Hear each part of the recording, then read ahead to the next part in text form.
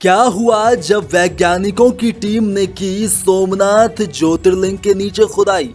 आखिर उनको उसके नीचे ऐसा क्या मिला जिससे घबरा गई थी भारत सरकार? गुजरात में स्थित सोमनाथ ज्योतिर्लिंग के निर्माण और इससे जुड़ा इतिहास कितना खास है, आप इसका अंदाजा इसी बात से लगा सकते हैं कि इस मंदिर का निर्माण किसने करवाया। ये बात आज तक किसी को नहीं पता चल पाई। ऐतिहासिक रूप से तो इस मंदिर का निर्माण काल अज्ञात है, पर ऋग्वेद के अनुसार सोमनाथ मंदिर का निर्माण चंद्रमा ने करवाया था, क्योंकि चंद्रमा का एक नाम सोम भी है, इसलिए इस मंदिर को सोमनाथ कहा गया। सोमनाथ यानी चंद्रमा के स्वामी यानी भगवान शिव। और वर्तमान में हम जिस मंदिर को देखते हैं उसका निर्माण भारत सरकार की आजादी के बाद भारत के लौह पुरुष सरदार वल्लभ भाई पटेल ने करवाया था। साल 2020 की बात है। ये मंदिर किसने और कब बनवाया, इसे जानने के लिए सोमनाथ मंदिर के नीचे से नई तकनीकी मशीनों जैसे जीपीआर से इन्वेस्टिगेशन की जा रही थी कि तभी वैज्ञानिकों के हाथ कुछ ऐसा लगा कि वो दंग रह गए। इस मशीन के जरिए उन्हें पता लगा कि मंदिर के नीचे 3 मंजिला पक्की इमारत है, जिसकी पहली मंजिल की गहराई 2.5 मीटर है, दूसरी मंजिल 5 मीटर गहरी है और तीसरी मंजिल की गहराई 7.30 मीटर है। ये इमारत एल आकार में बनी हुई है। इस इमारत का पता चलते ही सभी लोग चौंक उठे।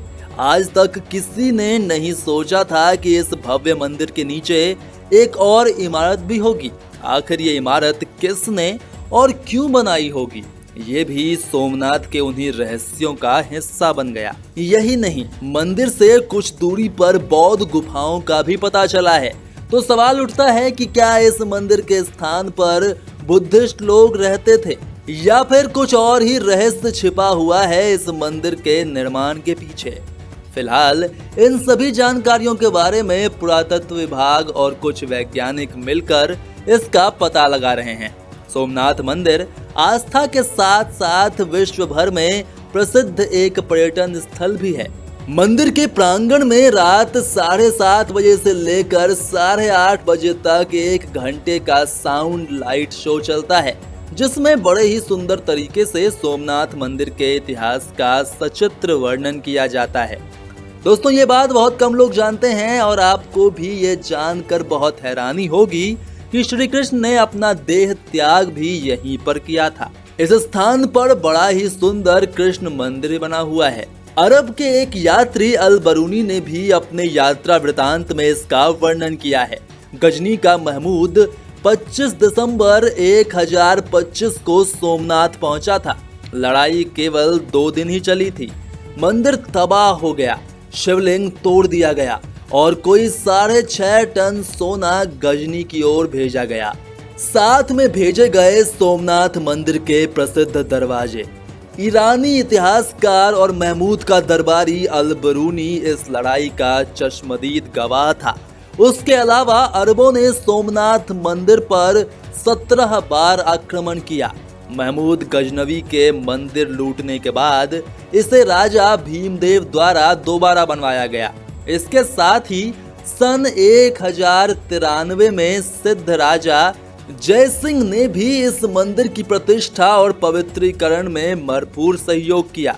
1168 ईस्वी में विजय कुमार पाल ने और सौराष्ट्र के राजा खंगार ने भी इस मंदिर को फिर से जिंदा करने का प्रयास किया, लेकिन दिल्ली सल्तनत के सुल्तान अलाउद्दीन खिलजी के सेनापति नसरत खान ने गुजरात पर हमला किया तो उसने सोमनाथ मंदिर को दोबारा तोड़ दिया। उसने पवित्र शिवलिंग को भी खंडित कर दिया और यहाँ की सभी धन संपदा को लूटकर अपने साथ ले गया। सन 1395 में गुजरात के सुल्तान मुजफ्फर शाह ने मंदिर को फिर से लूटा। फिर सन 1413 ईस्वी में उसके पुत्र द्वारा भी इसे लूटा गया। मुसलमानों के महान बादशाह औरंगजेब ने अपने काल में इस मंदिर को 2 बार तोड़ा। इस तरह देखें तो मंदिर को राजाओं द्वारा बनवाने और मुस्लिम राजाओं द्वारा इसे तोड़ने का काम जारी था। मंदिर में शिल्प की बात करें तो सोमनाथ मंदिर की ऊंचाई लगभग 155 फीट है। मंदिर के बाहर वल्लभ भाई पटेल, रानी अहिल्याबाई आदि की मूर्तियां भी लगी हैं। मित्रों, जब आप मंदिर के अंदर आएंगे तो आपको मंदिर के ऊपर एक कलश रखा हुआ दिखाई देगा। इस कलश का वजन करीब 10 टन है। यहाँ लहरा रहे ध्वजा की ऊंचाई 27 फीट है। मंदिर के अंदर आते ही आपको चारों ओर विशाल आंगन दिखाई देगा। ये मंदिर गर्भगृह, सभा मंडप और नृत्य मंडप 3 प्रमुख भागों में विभाजित है। समुद्र के किनारे मंदिर के दक्षिण में एक बाण स्तंभ है जो बेहद रहस्यमयी है। ये बाण स्तंभ बेहद प्राचीन है। इस बात की जानकारी किसी के पास नहीं है कि इसे कब बनाया गया था, लेकिन इतिहास की गहराइयों में जाने के बाद 6वीं शताब्दी में बाण स्तंभ का उल्लेख मिलता है। इसके जानकार बताते हैं कि बाण स्तंभ एक दिशा बताने वाला स्तंभ है जिसका मुंह समुद्र की ओर है। इस बाण स्तंभ पर लिखा है कि समुद्र के इस बिंदु से दक्षिणी ध्रुव तक सीधी रेखा में एक भी अवरोध या बाधा नहीं है। इस पंक्ति का सरल अर्थ ये है कि सोमनाथ मंदिर के उस बिंदु से लेकर दक्षिण ध्रुव तक अर्थात अंटार्कटिका तक एक सीधी रेखा खींची जाए तो बीच में एक भी पहाड़ या भूखंड का टुकड़ा नहीं आता है। दोस्तों, अगर सैटेलाइट की मदद से जब आप इसको देखेंगे तो पाएंगे कि सच में इसके बीच में कोई भी पहाड़ या पृथ्वी का कोई टुकड़ा नजर नहीं आता। लेकिन हैरान करने वाली बात यह है कि सैकड़ों साल पहले जब इस तरह की कोई तकनीक मौजूद नहीं थी तो कैसे इस बात का पता लगाया गया होगा। मित्रों, आपको इस बारे में क्या लगता है? अपनी राय हमें कमेंट में जरूर भेजें। वीडियो में जानकारी अच्छी लगी हो तो इसे लाइक और शेयर करना बिल्कुल मत भूलिएगा।